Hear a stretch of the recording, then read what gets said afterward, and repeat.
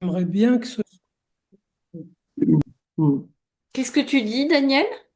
j'aimerais bien que ce soit enregistré. Oui, oui, ça l'est, ça l'est, ça l'est.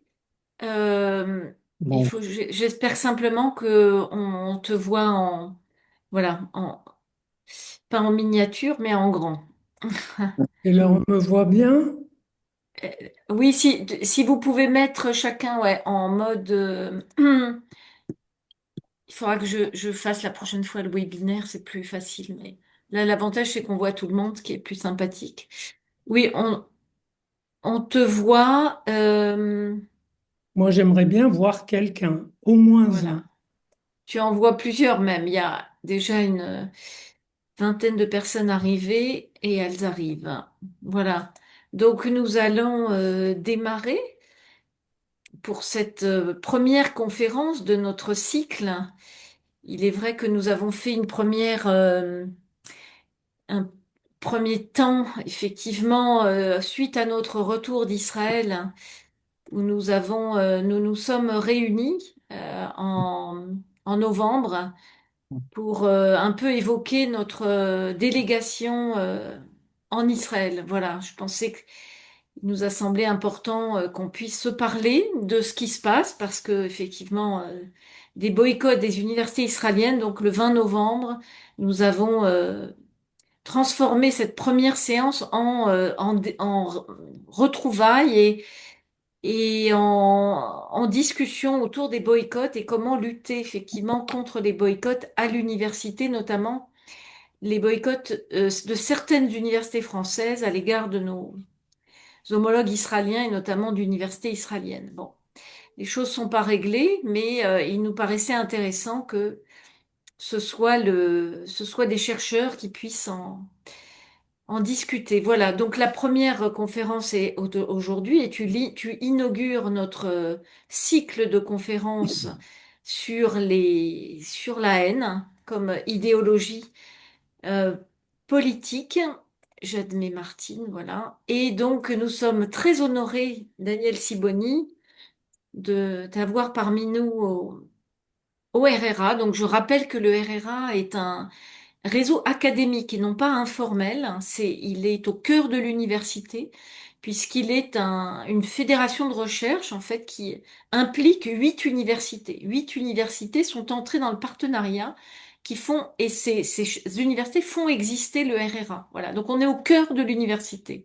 C'est important de le dire. Voilà. Nous ne sommes pas indépendants de l'université. Et c'est pour ça que c'est d'autant plus important que il y a aussi un enjeu, effectivement, de lutte contre l'antisémitisme et les racismes. Et effectivement, depuis quelques années, nous avons orienté nos conférences dans, dans des... Voilà, nous avons ouvert ces conférences à des spécialistes de l'antisémitisme, mais pas uniquement. En tout cas, ça nous paraissait important, notamment depuis le 7 octobre. Donc, Daniel Siboni, j'allais dire qu'on le présente plus, mais on va quand même dire...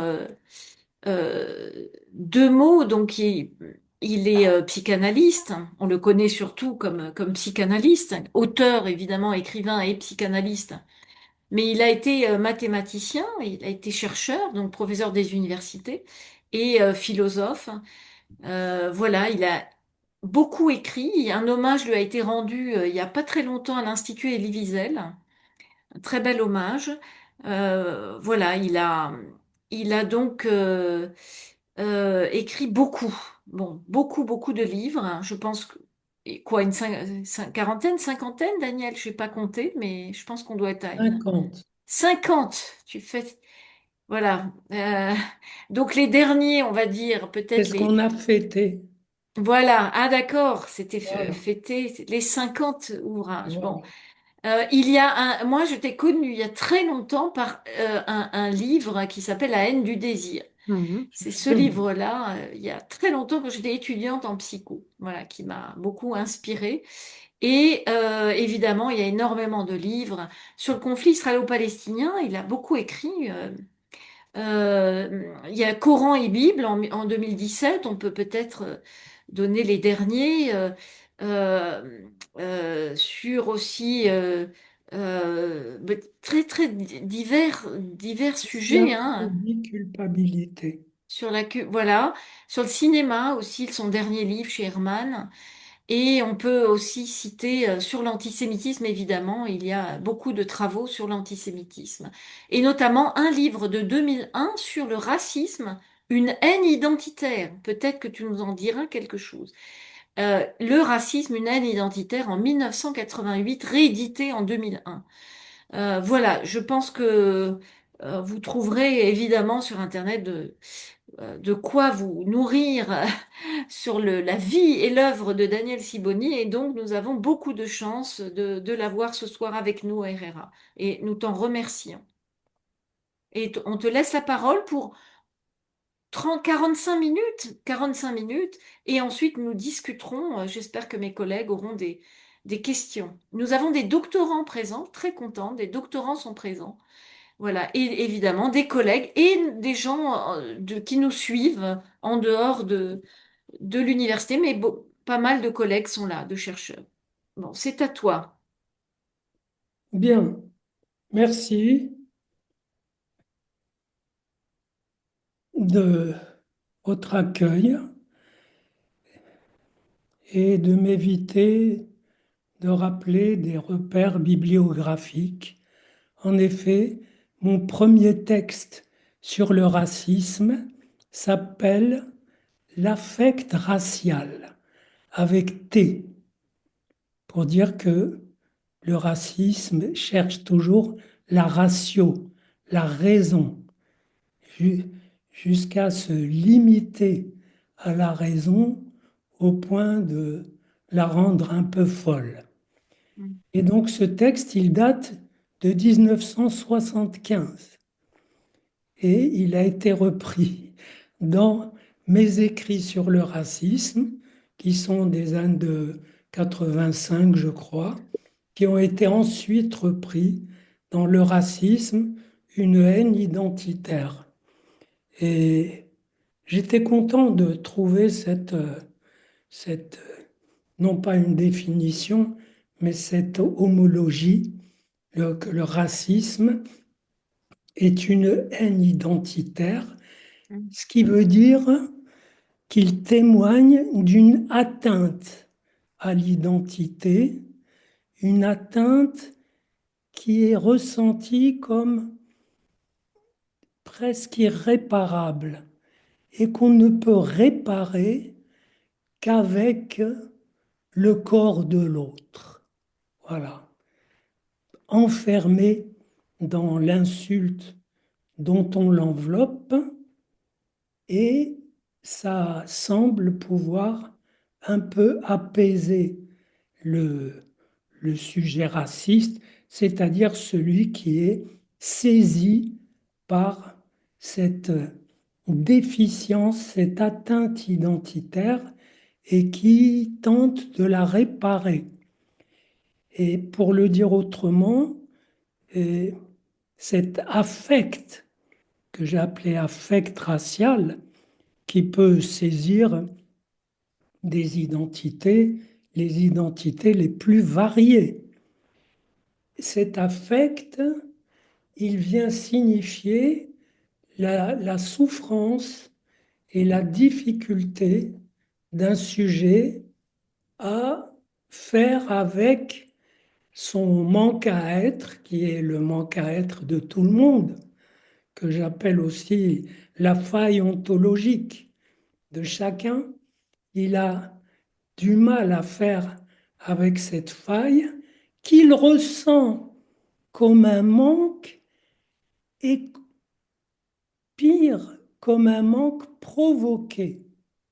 Et donc, il attribue ce manque et cette faille qu'il pourrait laisser courir et avec quoi il pourrait vivre, il les attribue au, à une autre identité qui, qui serait en quelque sorte la cause, la provocation de ce manque. Et comme et donc la cible du sujet qui souffre d'affect racial, sa cible est vouée à apaiser ce manque à condition, évidemment, qu'elle se laisse prendre, ne serait-ce que dans le discours, qu'elle se laisse prendre dans le cadre qui lui assigne. Imaginons, ça, et comme depuis 75, le- du temps a passé, et ce qu'il y a de merveilleux avec la réalité. Et j'ai écrit récemment un livre sur l'art et dont la première partie s'appelle L'amour de la réalité. Et il y a des gens qui n'aiment pas la réalité parce qu'elle leur présente des images et déplaisantes. Et moi, j'aime la réalité et je trouve qu'elle fait un sacré boulot de dévoilement. Et depuis ce texte-là, les choses sont devenues presque évidentes. Aujourd'hui, dans la logique du discours woke, par exemple, c'est tellement évident que si il y a une déficience dans un sujet ou une identité, c'est qu'un autre l'a provoqué. Si nous sommes pauvres, c'est qu'il y a des riches qui nous ont volé cela.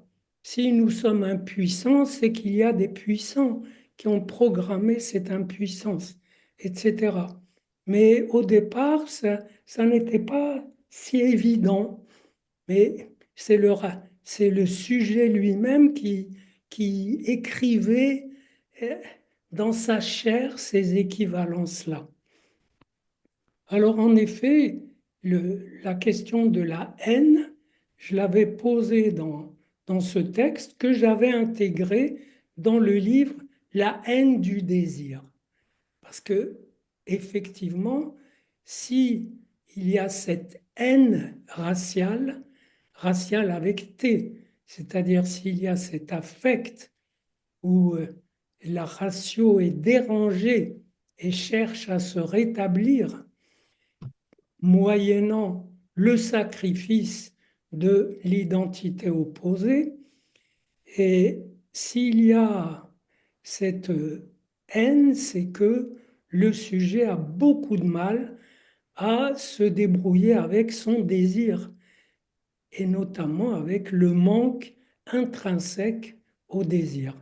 Donc il faut qu'il trouve une cause et s'il ne la trouve pas, il se replie sur une détestation de tout ce qui a trait au désir.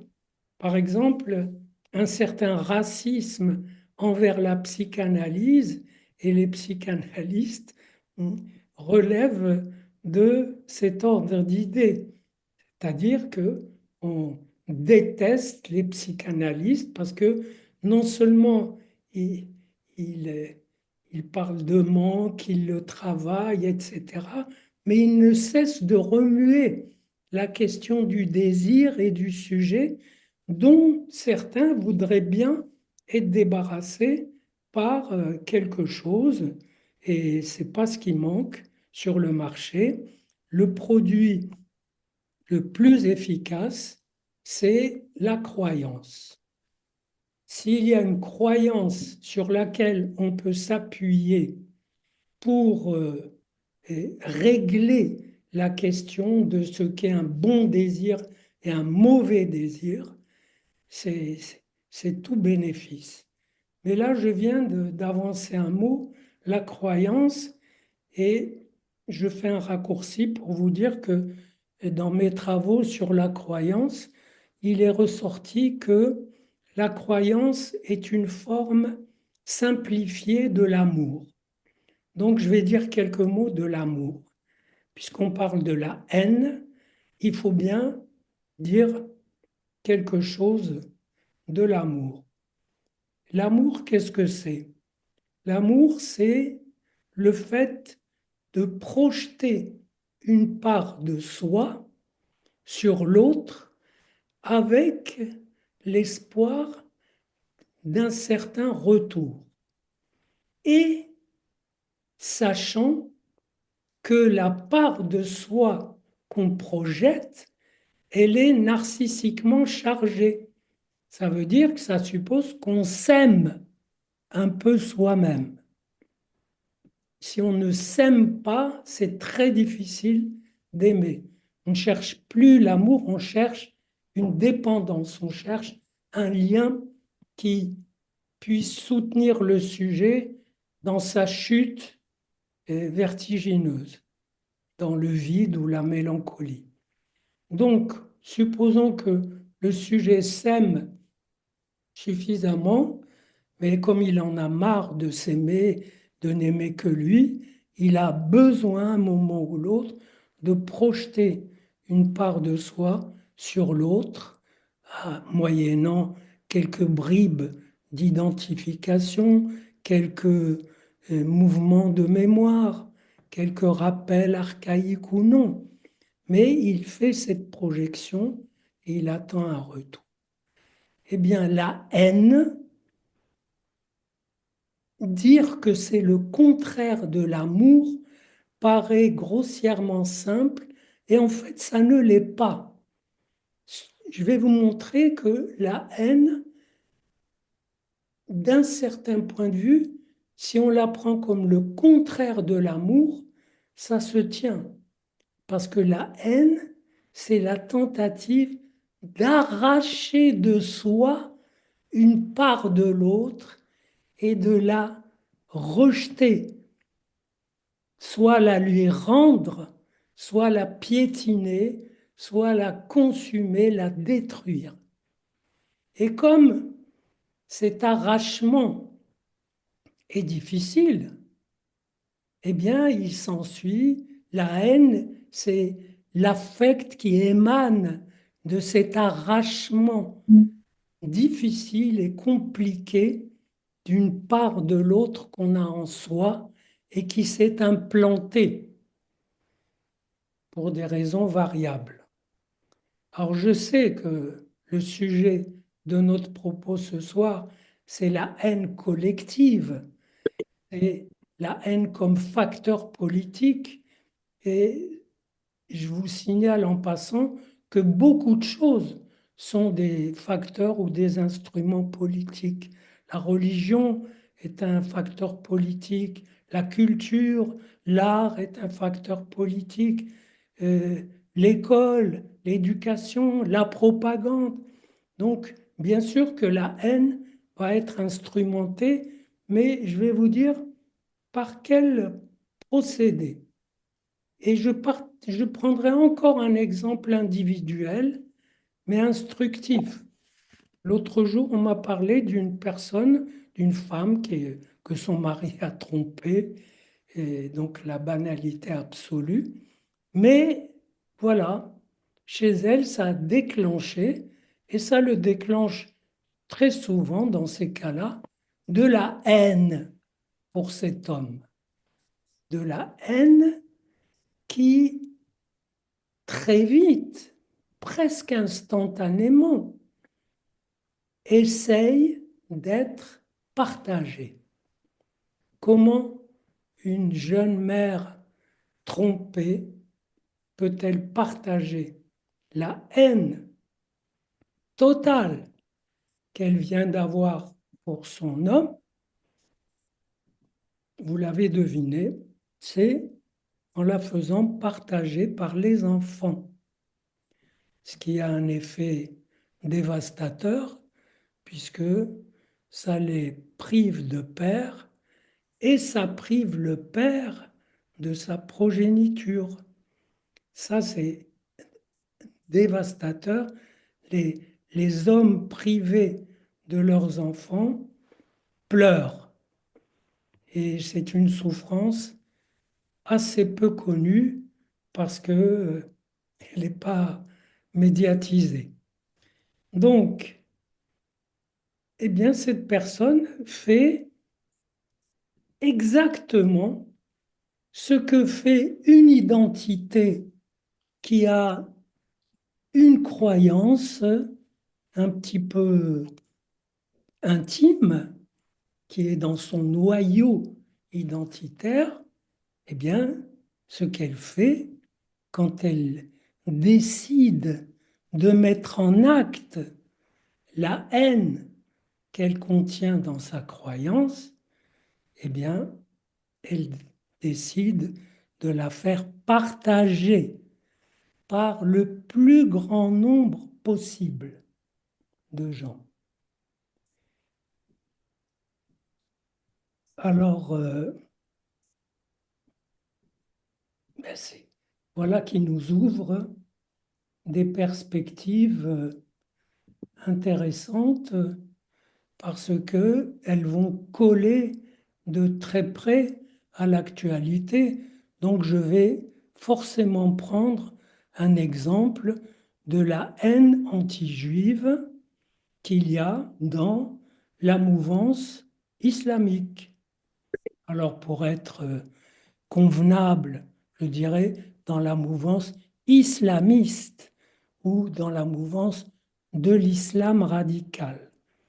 Mais il se trouve qu'on est entre personnes qui cherchent et il se trouve que j'ai fait des études approfondies et de la Bible et du Coran et je peux vous dire que et j'admire les musulmans d'Europe, de France, disons, de n'être pas plus agressifs envers les Juifs, vu ce qu'ils apprennent sur eux dans leurs textes sacrés. Qu'est-ce qu'ils apprennent sur eux? Eh bien, pardon, qu'est-ce qu'ils apprennent sur eux? Eh bien, il n'y a pas dans le Coran un verset qui dit il faut tuer les Juifs.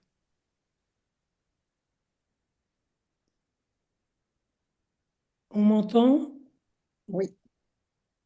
Voilà. Il n'y a pas dans le Coran un verset qui dit il faut tuer les Juifs.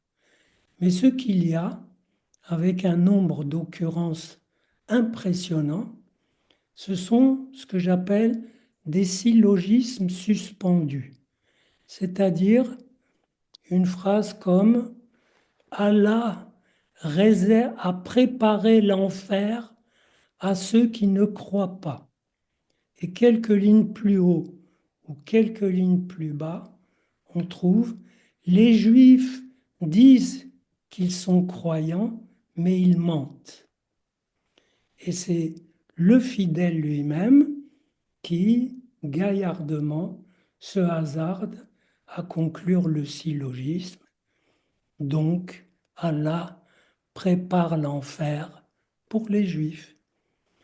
Et comme ce type de couple propositionnel est très fréquent, après il est ponctué du fait que les Juifs, et même les Juifs et les chrétiens, sont un peuple pervers, mais surtout les Juifs. Pourquoi surtout les Juifs? Parce que les Juifs sont ceux qui ont reçu en premier le message divin et donc leur trahison est encore plus grave. En quoi ont-ils trahi le message divin? Alors il y a plusieurs niveaux, mais le niveau le plus massif, c'est qu'ils ont trahi le message divin en ne devenant pas musulmans, comme leurs ancêtres hébreux. Car dans le Coran, les ancêtres hébreux sont tous islamisés. Abraham est musulman, Isaac est musulman, Jacob musulman, David, Moïse, etc. Salomon, tous sont musulmans à partir d'un jeu de mots qui est absolument à la fois est banal et extraordinaire, c'est que musulman en arabe se dit muslim, et le sens de muslim, ça veut dire soumis.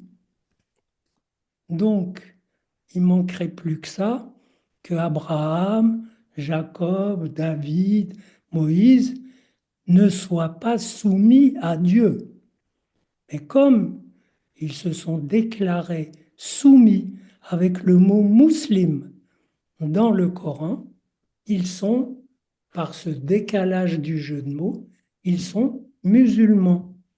Et donc, leurs descendants que nous sommes, que sont les juifs actuels, eh bien, sont proprement des infidèles, des renégats, des koufars, des kafirines, qui veut dire qu'ils ont renié le, la foi dans laquelle l'alliance, le lien symbolique dans laquelle ils ont été définis.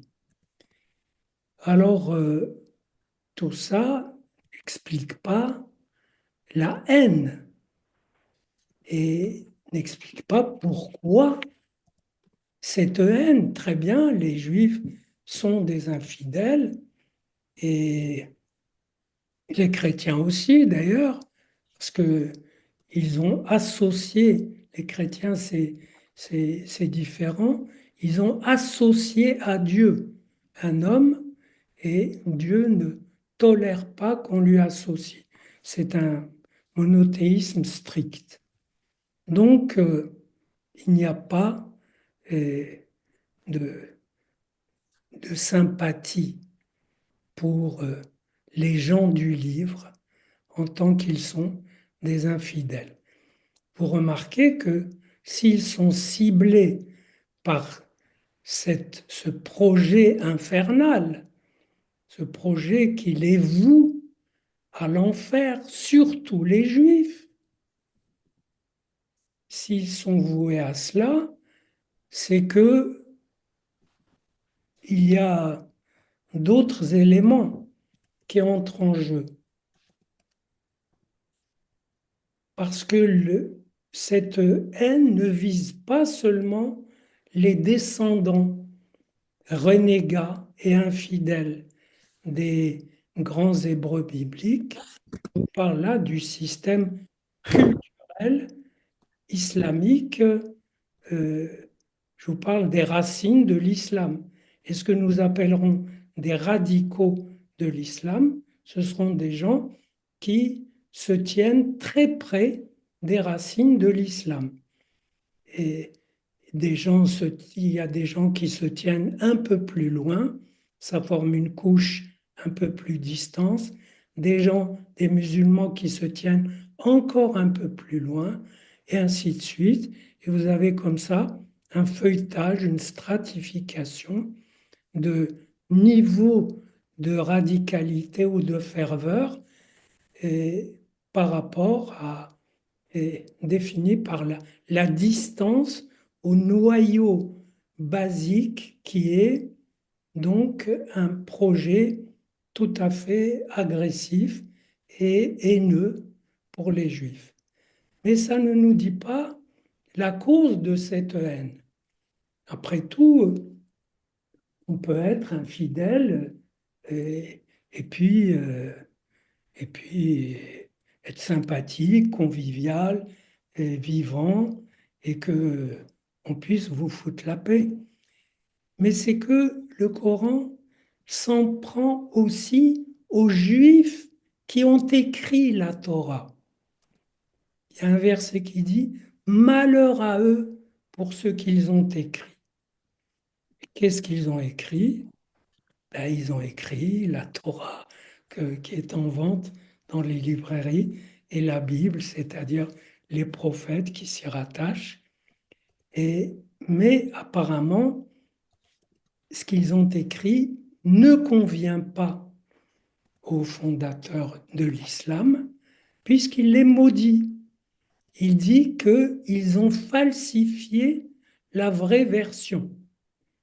Et par rapport à quelle version ont-ils falsifié? Ben, par rapport à la sienne.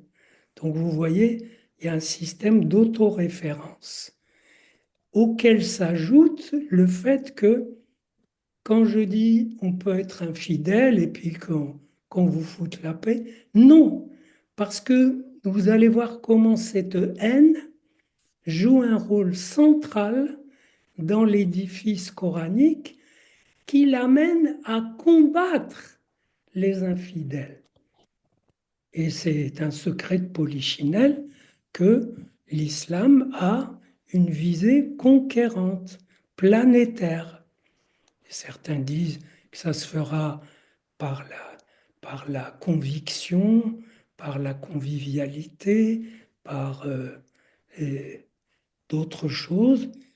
Et en tout cas, jusqu'à présent, ça s'est fait beaucoup par la force.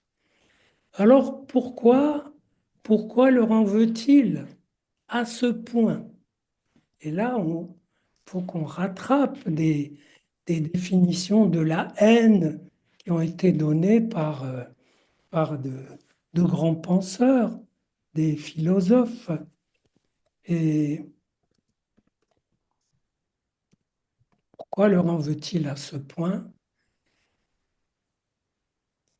On s'aperçoit à des petits détails que il y a un épisode biblique que le Coran n'aime pas du tout et dont il ne parle carrément pas. C'est l'épisode de Hagar. Vous savez que Sarah, la femme d'Abraham, ou plutôt vous ne savez pas si vous n'avez pas lu un peu de Bible, et Sarah, la femme d'Abraham, était stérile. Et elle lui dit, eh bien, couche avec ma servante, Hagar, une Égyptienne, elle aura un enfant, et par elle, je serai mère. C'est ce qui se passe, et sauf que la mère porteuse a refusé d'être mère porteuse. Elle a même vu sa maîtresse de haut. Je vous passe les détails de l'épisode. Elle a accouché d'un fils qui s'appelle Ismaël. Et c'est ensuite que Sarah, toute vieille qu'elle était, est tombée enceinte. Ce qui, pour moi qui ai étudié ce que le complexe de l'entre-deux femmes, n'a rien d'étonnant qu'une femme stérile, dite stérile, soit stimulée par la grossesse de sa rivale, qu'elle déteste forcément. Donc, Sarah a un fils, et au bout de quelque temps, elle demande à Abraham de chasser Agar et son fils, car ce qu'elle veut, c'est que la bénédiction d'Abraham, la baraka d'Abraham, l'alliance divine d'Abraham soit transmise à son fils en priorité. Évidemment, Abraham n'est pas content, mais il s'exécute parce que le texte biblique note que Dieu a parlé à Abraham et lui a dit, écoute ta femme. Eh bien, cet épisode où Ismaël, qui est le vrai père de l'islam, après lui c'est Mohammed, Ismaël, le père de l'islam, soit chassé sur l'ordre de Dieu du voisinage d'Abraham, qui est adoré, adulé dans le texte coranique comme le premier musulman. Et ça, c'est un problème. Ça, c'est difficile. Donc, mais ça n'explique pas encore vraiment la haine. La vraie source de cette haine, c'est que le Coran a pris toute sa substance dans le texte hébreu de la Bible, notamment dans la Torah. dont il reprend les principales histoires en les simplifiant et en les faisant conclure par leurs héros qui disent nous sommes musulmans, nous sommes musulmans. Donc, le Coran a pris toute sa substance, l'essentiel de sa substance, dans le texte hébreu. Et voilà que les Hébreux de son époque ne le suivent pas en lui disant ce que tu nous apportes, nous l'avons déjà. Une façon délicate de lui dire ton bouquin est un plagiat, certes en arabe harmonieux, mais pour le contenu, il ne nous apporte rien de nouveau. Et là, c'est une blessure narcissique que vous pouvez comprendre. J'en ai fait un jour une petite histoire. Vous écrivez un roman où vous mettez toute votre mémoire, toutes vos tripes, etc. Le roman a un succès moyen, mais pas nul. Arrive quelqu'un qui pompe la substance de votre roman et qui fait un best-seller.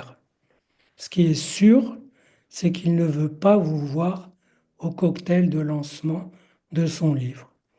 Ça veut dire que il y a une préséance du texte hébreu que l'islam n'arrive à résoudre que par le rejet et des juifs, c'est-à-dire en les vouant à une haine, alors on peut dire identitaire. Il y a trop de juifs au singulier, dans le texte coranique, en les vouant à une haine, et on retrouve ma définition du début, en essayant d'arracher le contenu juif, mais il ne peut pas l'arracher parce que ce contenu est omniprésent. Une fois, une personne très sympathique et simple, une hôtesse de l'air, tout simplement d'une compagnie arabe, m'a dit que son ami juif lui avait dit, tu vas faire l'exercice suivant, tu prends ton ordi, tu appelles le Coran et tu barres tout ce qui concerne les juifs. Elle a dit qu'elle a vu défiler des pages blanches à une telle allure qu'elle a fermé. Donc il ne peut pas se débarrasser du contenu hébreu, mais il peut rejeter les juifs. Et c'est ce rejet qui signe cette, cette impasse que j'ai appelée aussi le complexe du second premier, c'est-à-dire le fait que le second, au lieu de prendre le, la transmission du premier et d'en faire quelque chose bien à lui, il veut être à la place du premier. Ça, c'est le complexe d'Oedipe. Ce que j'appelle le complexe du second premier, que j'ai introduit il y a 30 ans, 35 ans dans mon livre sur les monothéismes. Ça contient le complexe d'Édipe. Mais ça contient plus. C'est que ce complexe du second premier s'applique aussi à des transmissions symboliques. Et donc, si le second veut être à la place du premier, c'est déjà difficile. Mais en lisant bien les textes, on s'aperçoit que ce que veut le Coran, ce n'est pas que les Juifs n'existent plus. Ça, c'est au programme. Il y a un programme génocidaire concernant les Juifs dans le Coran. Mais ce qu'il veut, c'est qu'il n'ait pas existé. Et d'ailleurs, même la femme que j'évoquais tout à l'heure, la femme trompée, elle veut évidemment arracher cet homme trompeur de sa vie et de la vie de sa descendance, mais quelque part, elle voudrait que son histoire avec cet homme n'ait pas existé. Et la haine, ça c'est un des traits majeurs de la haine est une guerre désespérée avec le temps, dont on essaye de défaire le passage pour le fixer dans un instant fulgurant qui serait justement celui où l'autre non pas a cessé d'exister, mais a cessé d'avoir été. Alors, venons-en d'un peu plus près à l'actuel. Cette haine envers les Juifs dans le monde islamique a été considérablement bridée par un pacte qui figure dans le Coran et que Mohammed a passé avec les rescapés juifs de la dernière oasis qu'il a massacrée, c'est celle de Kaïbar. D'ailleurs, quand des pro-palestiniens font des manifs anti-juives, ils scandent un refrain: Kaïbar, Kaïbar, ô les juifs, l'armée de Mohammed est de retour. À Gaza, ils scandent Kaïbar, Kaïbar, ô les juifs, nous serons bientôt de retour. Donc, il a fait avec eux, c'est eux qui lui ont suggéré, qui lui ont demandé de faire un pacte avec eux, qu'ils leur laissent la vie sauve et qu'eux lui donnent la moitié de leurs revenus, de leur récolte en l'occurrence. Et ça s'est passé ainsi. Ça a créé ce qu'on appelle le statut des dhimmi. Les Juifs avaient un statut de protégés dans les pays musulmans.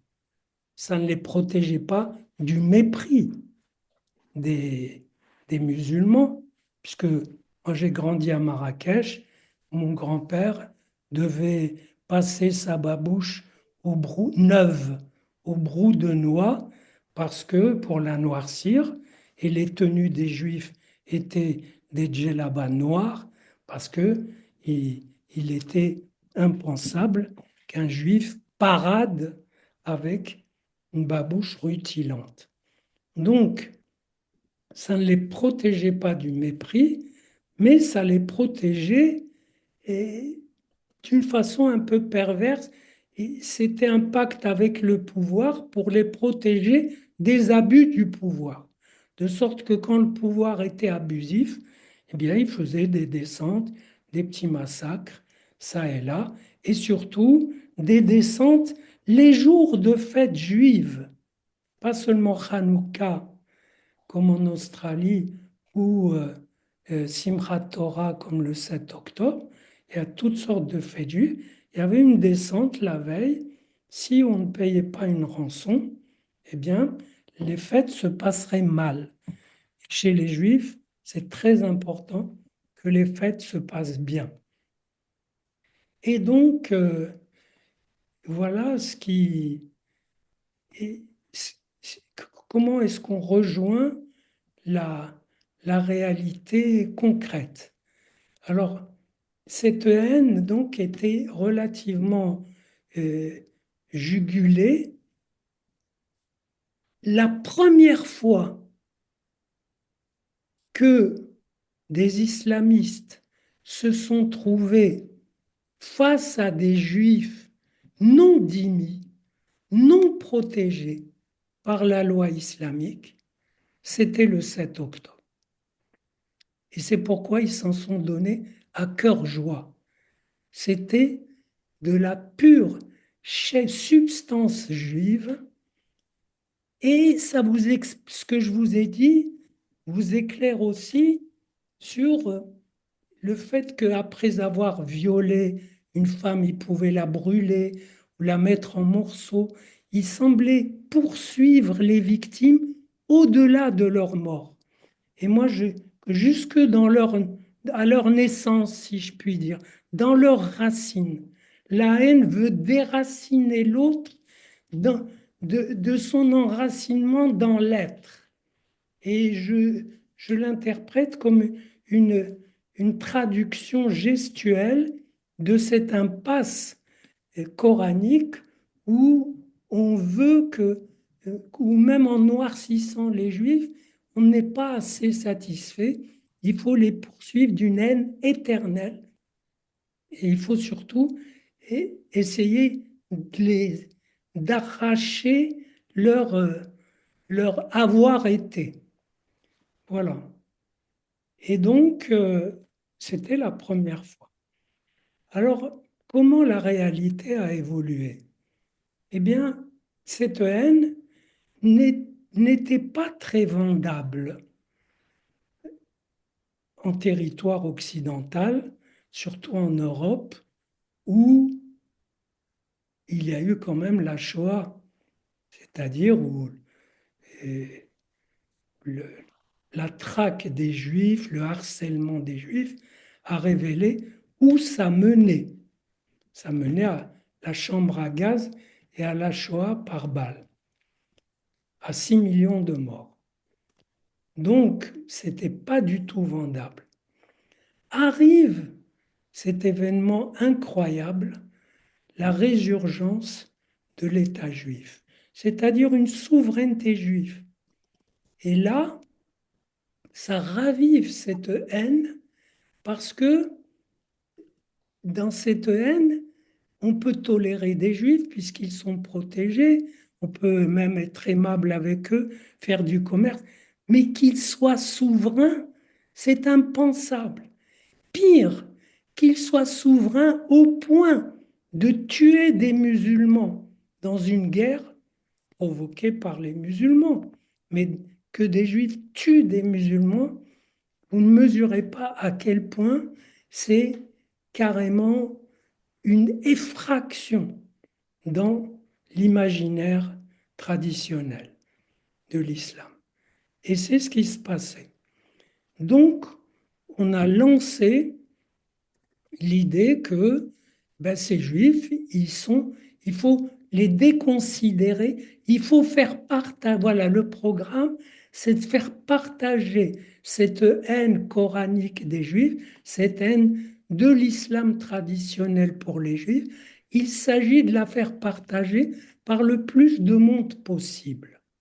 Le 7 octobre, si vous voulez, a exprimé jusqu'au tréfonds la malédiction d'Allah sur les Juifs.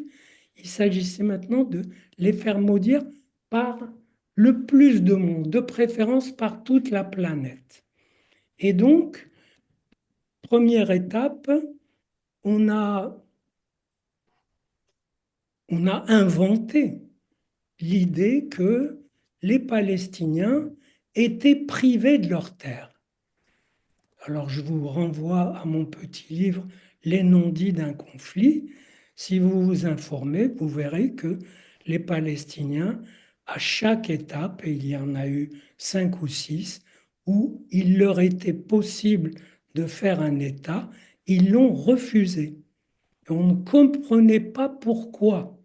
C'est seulement vers la fin, et encore plus au 7 octobre, avec les attaques du Hamas qui existaient déjà dès 2004, et qu'on a compris qu'ils ne voulaient pas d'État parce que ce qu'ils voulaient, c'était toute la Palestine.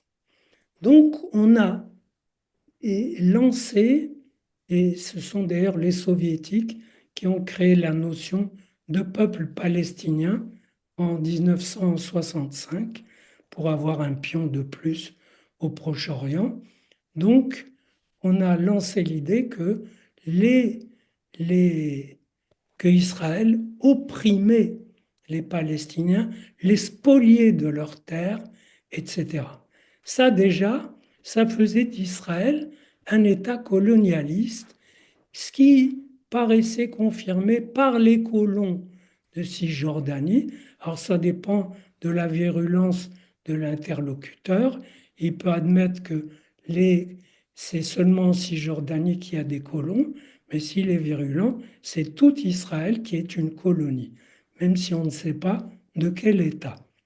Donc, il- c'est une entité coloniale, et là, ça se vend dans, dans les universités, dans toutes sortes de lieux. Quoi?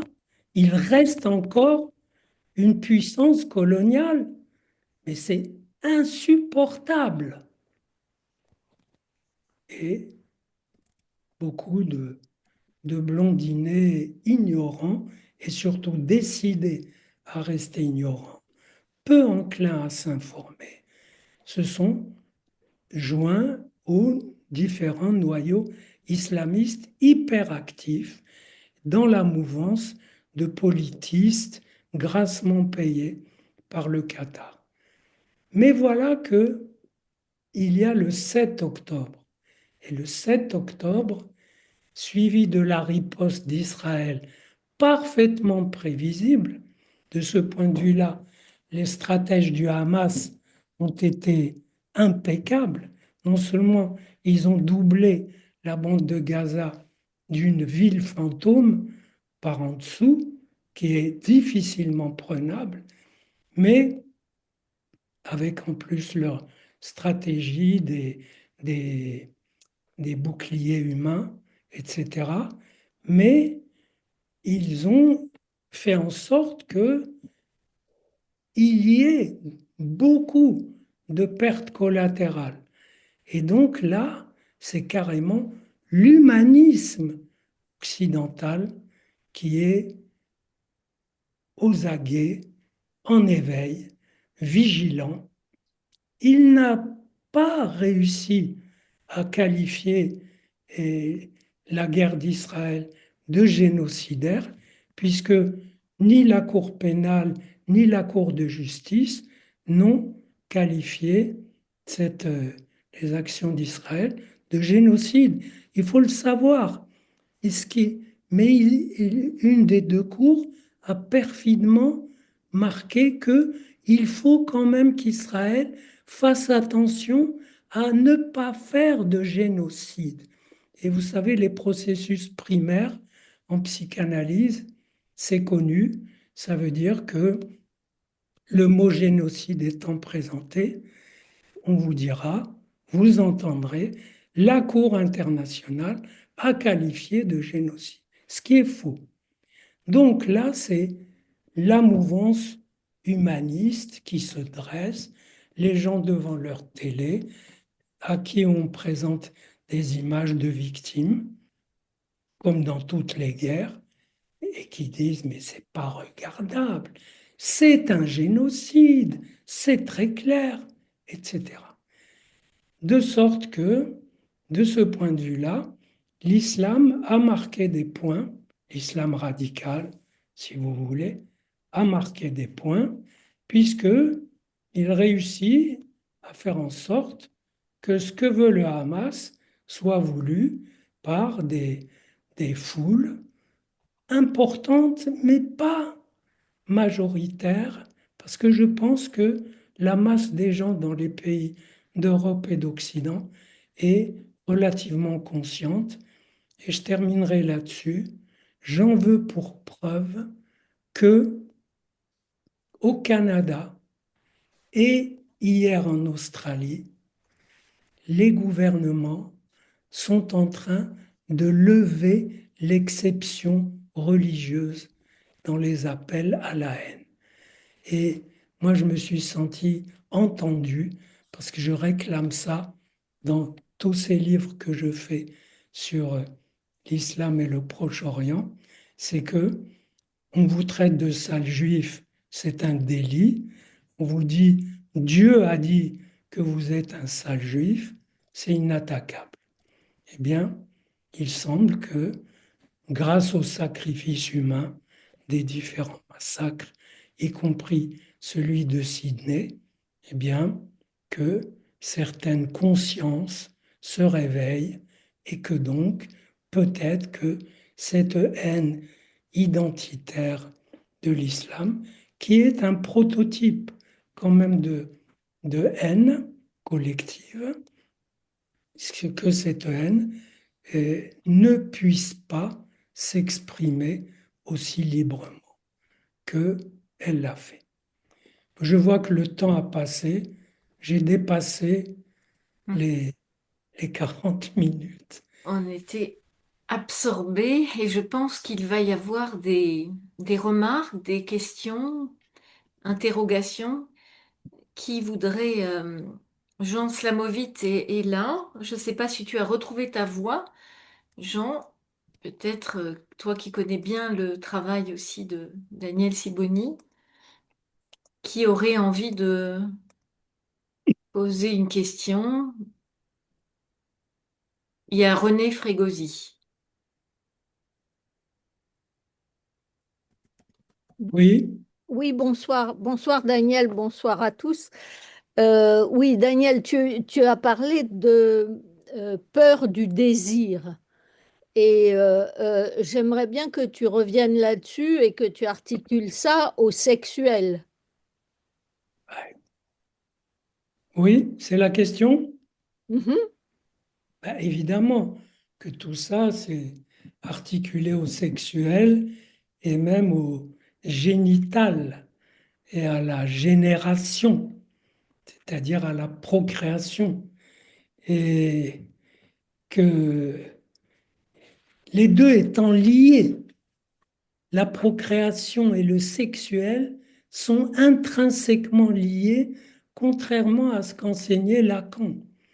Et j'ai fait tout un travail avec un ami biologiste de la procréation. Et c'est vraiment, je veux dire, les contractions de la femme dans le rapport sexuel sont essentielles pour faire passer le flux spermatique là où il faut, etc. Donc il y a vraiment une forte liaison.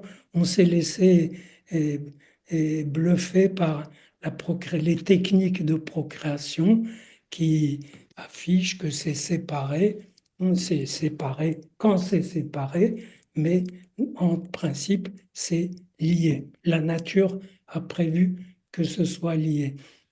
Donc la peur du désir, c'est toute névrose est une construction de symptômes pour se protéger de l'approche du désir qui comporte pour le sujet masculin ou féminin ce qu'on appelle une castration, c'est-à-dire le fait qu'il n'aura pas tout et que la femme ne sera pas la seule et l'homme n'aura pas toutes les femmes. Et donc, moyennant ce principe général, le désir, de toute façon, névrose ou pas, est éprouvant parce que il vous fait perdre un peu les repères rationnels. Il vous force à faire la place qui convient à des effets de l'inconscient et qui peuvent être positifs ou négatifs, et même qui sont au départ positifs, puisque on ne fait pas exprès de désirer ou d'aimer. Il y a une impulsion inconsciente qui lance la machine. Et les politiques l'ont si bien compris que vous connaissez la phrase de Boumedienne, vous la connaissez sûrement. C'est par le ventre de nos femmes que nous vaincrons l'Occident. Donc, la sexualité est, dans la mixité est un des facteurs de pénétration, qu'on le veuille ou non, de cette, disons, de cette prégnance religieuse ou plutôt identitaire. Je ne voudrais pas que mon propos soit classé par certains de purement théologique, même si je vous ai fait un petit peu d'analyse des, des dimensions et de cet ordre. En fait, il s'agit bien de dimensions identitaires, c'est-à-dire que C'est une identité qui supporte ou pas que l'autre existe. D'autres questions? Oui, c'est ça. En fait, la peur du désir, c'est la peur de d'avoir à faire la place à l'autre. Exactement. Mhm. Et la peur aussi de s'engager. Les hommes ont la trouille de s'engager. Les femmes veulent du lien qui tienne et donc veulent de l'autre, mais qui soit intégrable, en quelque sorte.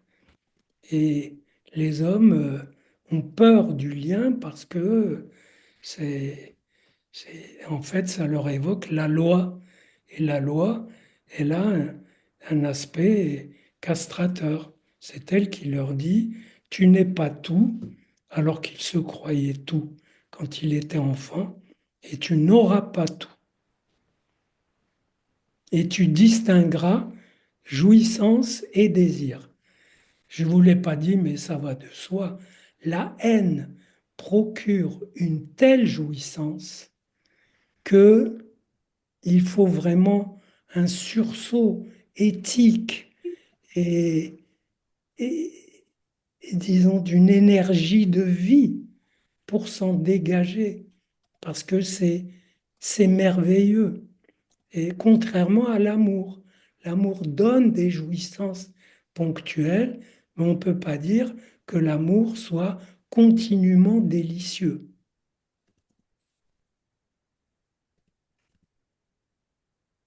Mm. Alors, les questions.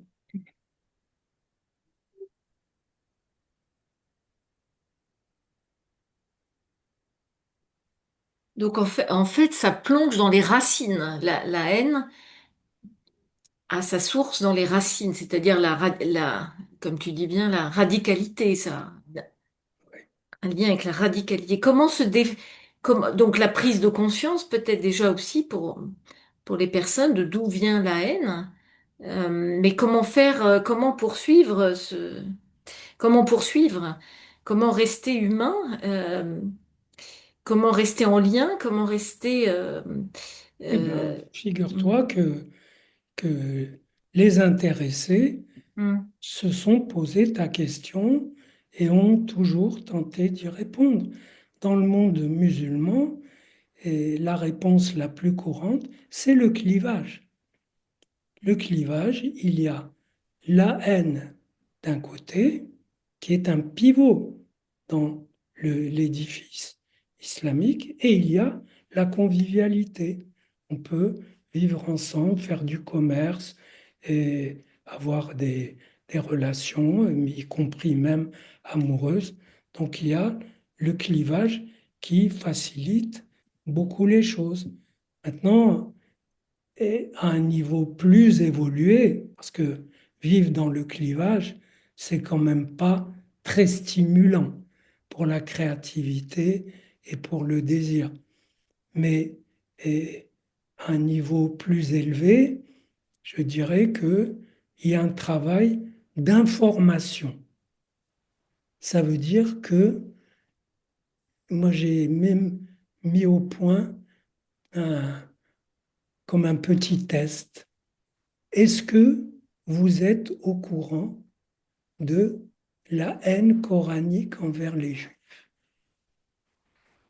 Je, je pose la question à la personne qui est devant moi et la personne en général dit, ah, pas du tout, il n'y a pas de... Moi je l'ai dit à un colloque, dit, eh ben, René Frégosi peut en témoigner, je l'ai dit à un imam, je lui ai dit, est-ce que vous êtes au courant de la haine coranique des Juifs? Il me dit, il n'y a pas de haine coranique des Juifs. Le Coran est un livre d'amour. Alors, je lui cite en arabe un verset qui dit que les musulmans connaissent le bien et le mal, mais que les gens du livre, pour la plupart, sont des pervers. Réponse, Je ne connaissais pas ce verset. Un imam. Une fois, j'étais dans une librairie, je présentais un bouquin, c'était Islamphobie, culpabilité. C'est pour vous étayer la nécessité d'informer et de discuter, d'avoir des connaissances. En l'occurrence, de faire lire mon dernier livre, Les non-dits, ou bien Coran et Bible. Et donc le modérateur était un sociologue musulman très sympathique. Et moi j'ai dit dans ma conférence, ce qui serait bien, c'est que les musulmans pratiquants, c'est-à-dire l'immense majorité, ajoutent dans leur prière du vendredi une courte prière de 2 lignes où ils demandent à Allah de lever sa malédiction des juifs et des chrétiens. Et bien et j'ai dit, ça ferait du bien à tout le monde, surtout aux musulmans. Eh bien, je continue la conférence et le modérateur m'interrompt. Il venait d'écrire une prière à Allah, où il demande à Allah de suspendre sa malédiction des juifs et des chrétiens présents dans cette salle le temps de cette conférence. C'est touchant. Donc ça se sait et ça ne se sait pas. En même temps, il ne s'agit pas de le faire savoir massivement, de le claironner, parce que on vous répondra, et c'est juste que prenez le musulman quelconque dans la rue, il n'a pas de haine spéciale pour les juifs et les chrétiens. C'est ce que j'ai appelé la stratification.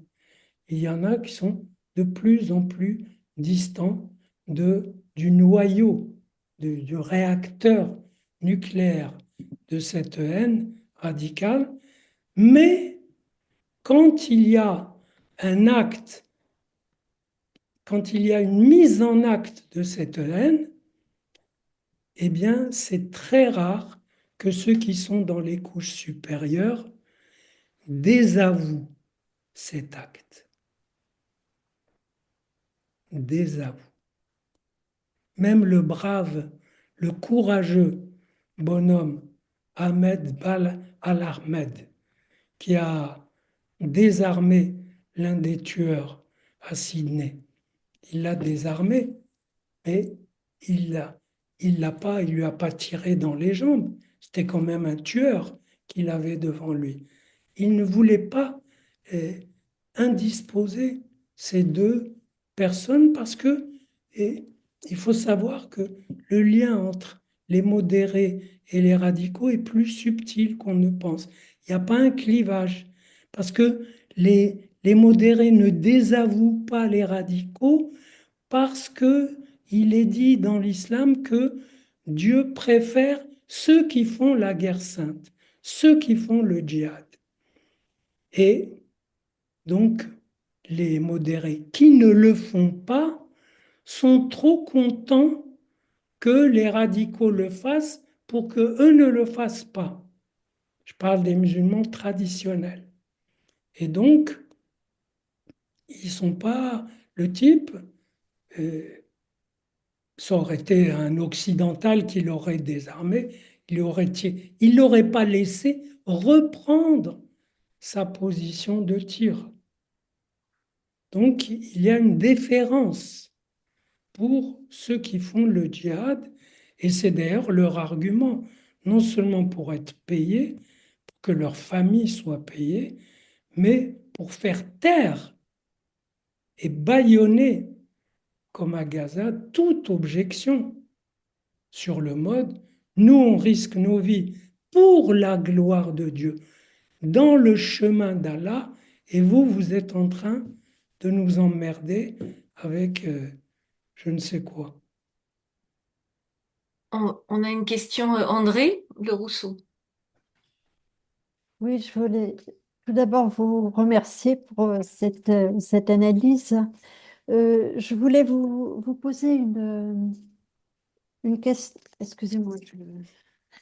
Je voulais vous poser une question parce que à la notion de falsification que vous aviez relevée, quand on travaille par exemple sur, moi enfin, j'ai travaillé sur l'antijudaïsme, l'antisémitisme dans la pensée allemande, la notion d'élection est extrêmement importante, c'est-à-dire il s'agit d'arracher cette notion de peuple élu. Donc, chez Hegel, il doit y avoir plusieurs peuples élus de façon successive.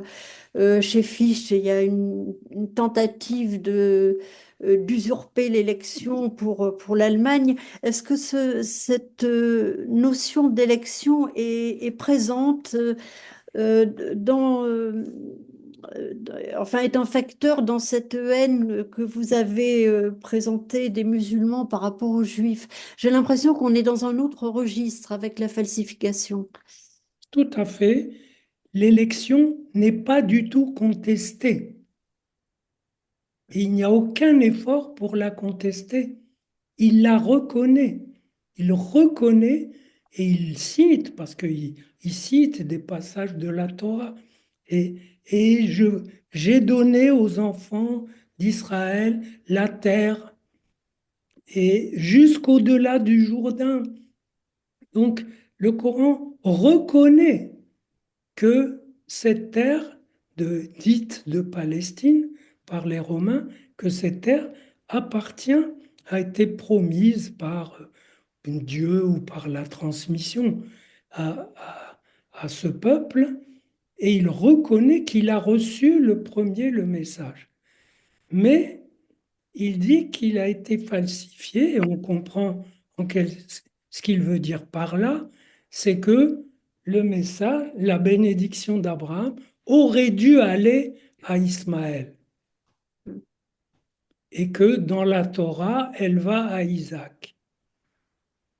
Et elle aurait dû aller à Ésaü, et dans la Torah, elle va à Jacob. Chaque fois, la Torah fait comme ça une petite torsion. De sorte que et voilà, il n'y a aucune contestation de l'élection, mais il y a que c'est falsifié. Et naturellement, cette idée qu'un texte est falsifié par rapport à sa version qui date de 15 siècles plus tard, elle est émouvante, mais on comprend, on comprend ce que ça veut dire. Merci.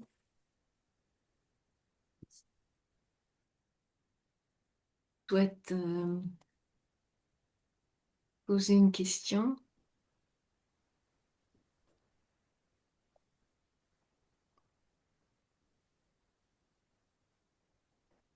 Euh, Oui, René?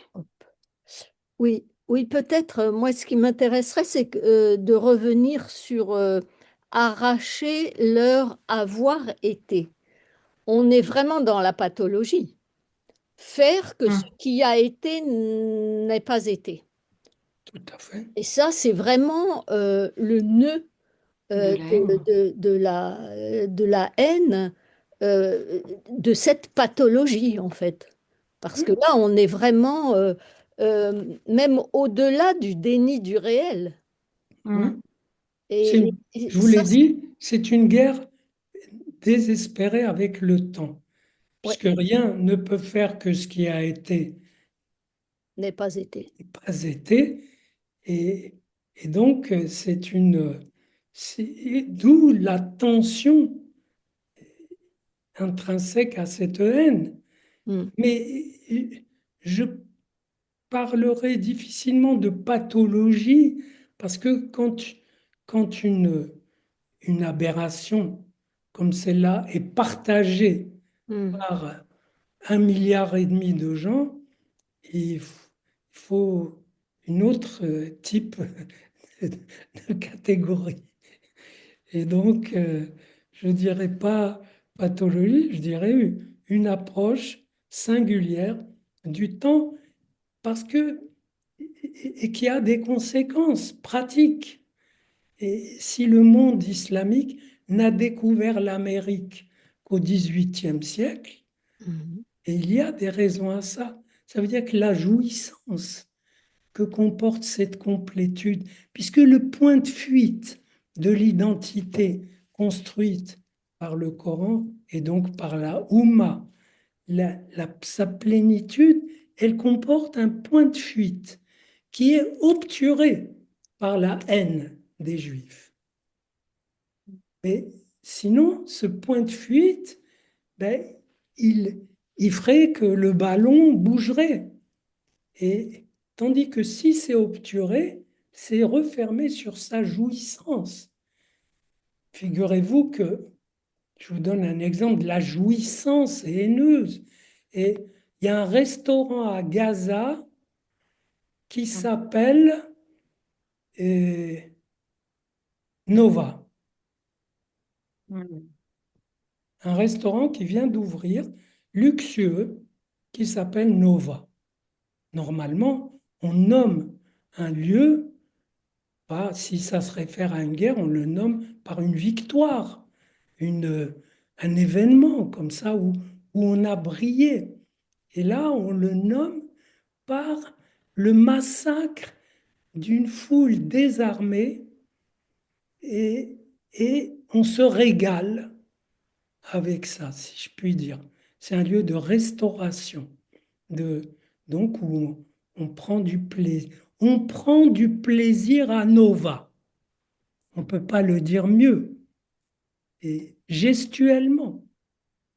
Et ça veut dire que même toute considération de dignité, de bravoure, d'héroïsme, tout ça est balayé à côté de la jouissance que donne cette chose-là. Et on l'a vu d'ailleurs, cette jouissance, cette jubilation euh, de ces guerriers d'Allah. Et on a découvert des documents laissés par Sinoir qui disaient Mm. il faut piétiner leurs cadavres. Donc, au-delà de la mort.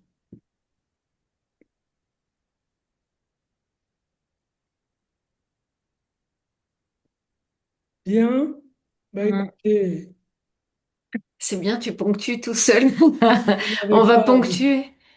de questions. Il y a On encore une est question? Moi, je en veux bien, ré- Oui, hein. oui, oui. Je suis très curieux. qui Oui, Régis de oui, Rietbourg, peut-être allez-y. quelque chose. Tout à l'heure, on a parlé d'élections.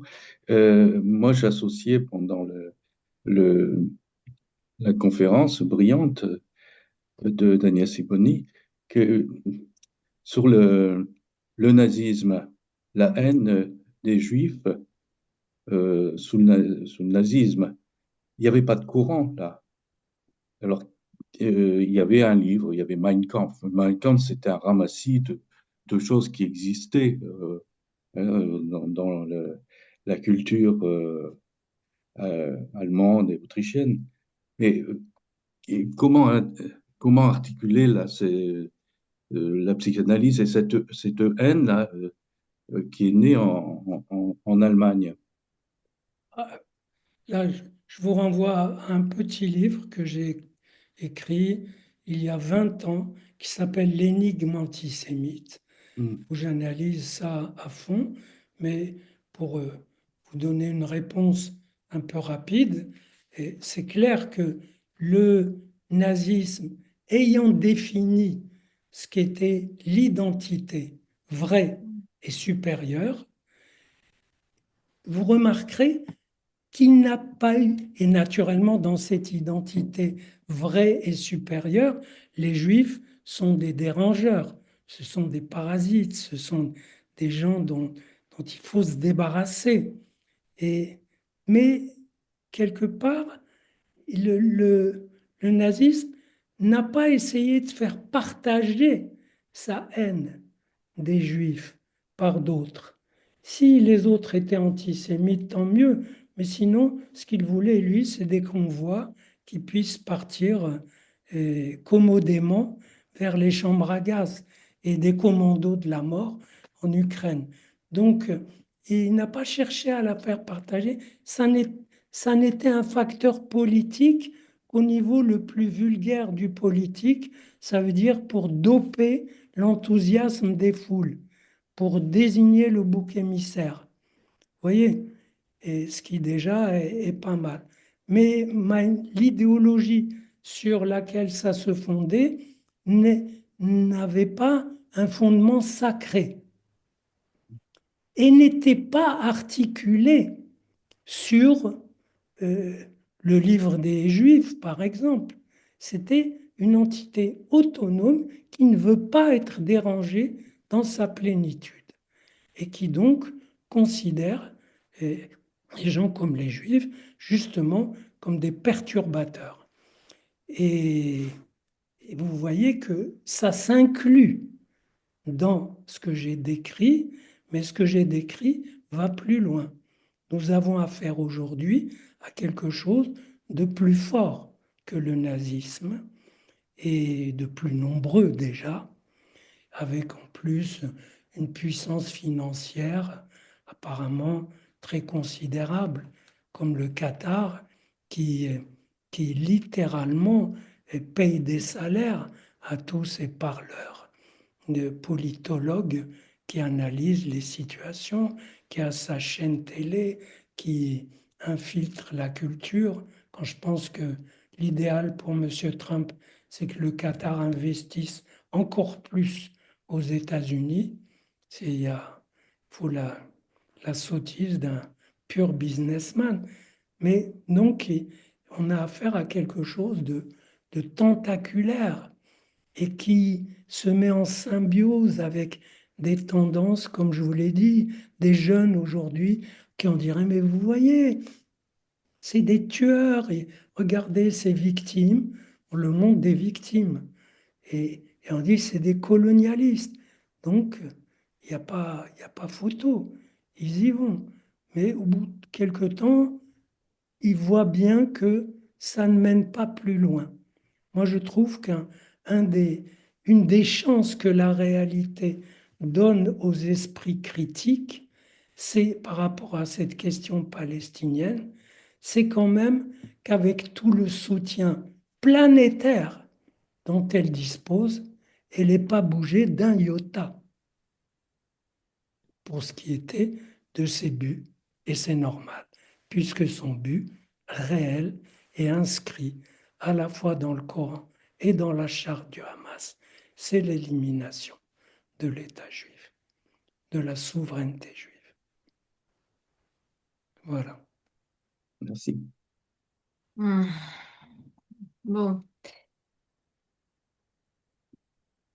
s'il n'y a plus d'autres questions, on va te remercier pour ce brillant exposé, effectivement, qui va nous faire beaucoup réfléchir. Bon, je pense que certains d'entre nous ont conscience un peu de l'origine du mal et de la... Peut-être qu'il faut effectivement, faut dire ce moteur, ce processus qui est la haine, hein, qui rend possible en tout cas le mal et l'acte, le passage à l'acte.